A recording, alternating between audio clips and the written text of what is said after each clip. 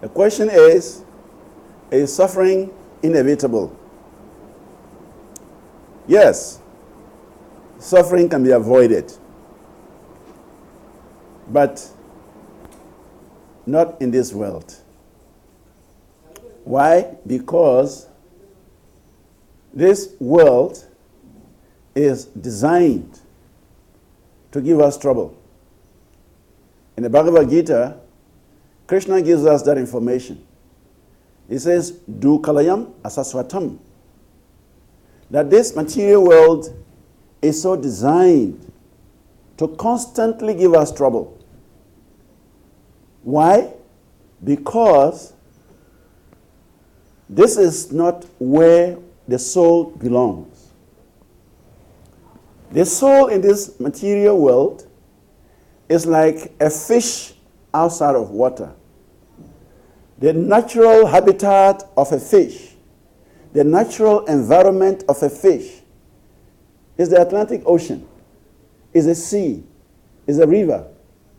So if you take the fish out of that aquatic environment and place him on a golden bird, on a golden chariot, the fish will never feel comfortable.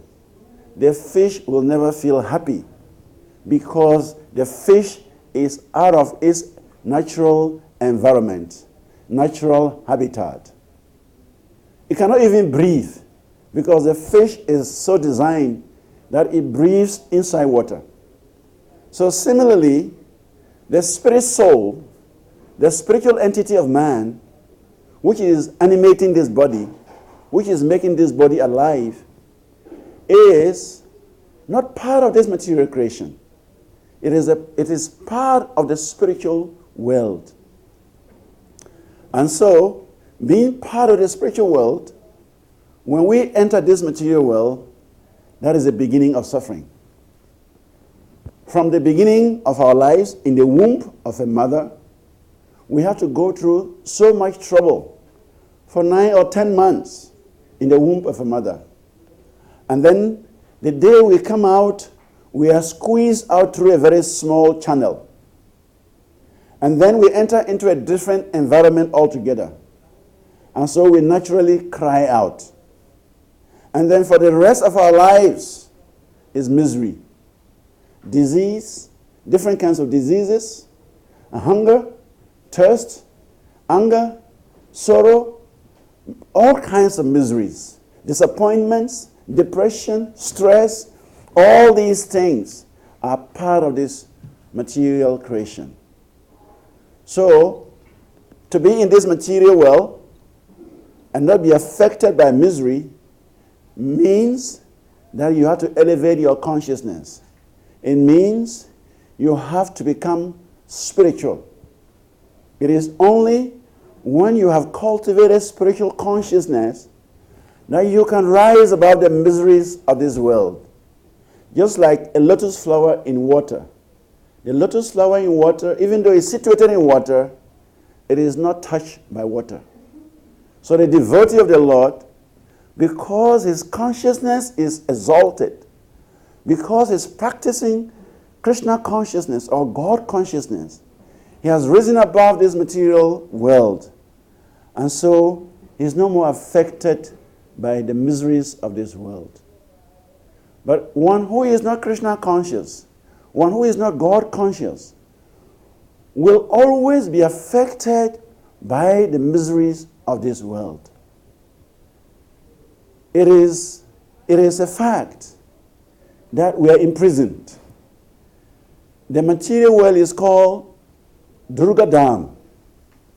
It is the prison house of Durga Devi. She is the superintendent of the prison house. And so, once you're in the material world, you are bound to go through the miseries of the prison house. Just as a prisoner in a prison, he cannot be happy because he doesn't have his freedom. His life is regulated. Everything is regulated. Everything he has to do is regulated. So similarly, in this material world, We are so limited. Everything about us in this world is limited. You cannot eat beyond certain limits. You cannot sleep beyond certain limits. You cannot do anything beyond certain limits. The body cannot take it. If you have the best meal, the best food in front of you, you cannot eat beyond the capacity of your stomach. If you eat beyond the capacity of your stomach, it becomes miserable. If you have the best beverage, you cannot drink beyond the capacity of the stomach. If you drink beyond that, it becomes miserable. Anything you can think of in this material world, if you have it beyond your capacity, it becomes miserable. If you don't have it, it becomes miserable. If you have more than necessary, it becomes miserable. So that is how this world is designed. It is designed to give us trouble. It is designed to give us miseries. It is said that there are 3 types of miseries. Miseries created by the higher beings, miseries created by other living beings, and miseries created by our own body and our own mind. Our mind is always troubling us. Our body is always troubling us. Other living entities, fellow human beings, they are always troubling us. Mosquitoes are always troubling us. And then the devas, natural disasters. There are earthquakes, tornadoes, what they call them, heavy rainfalls. There are droughts, and all these give us a lot of miseries, but they are good in the sense that they are meant to remind us that we are like fishes that are out of our natural environment. So the best thing to do is to find ways and means to return to our natural habitat, which is the spiritual world. And that is what this Krishna consciousness is all about. The Krishna consciousness movement is spreading spiritual knowledge, is guiding people, is directing people back to the spiritual world. And so by such direction, by such knowledge, people can return to our natural environment, the spiritual world, where there is no birth, where there is no old age, where there is no disease, and where there is no death.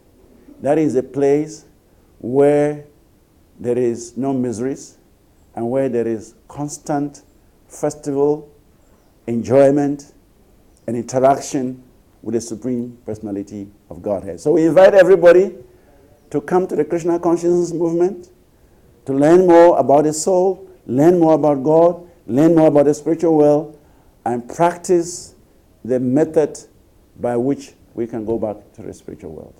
Thank you very much. Hare Krishna.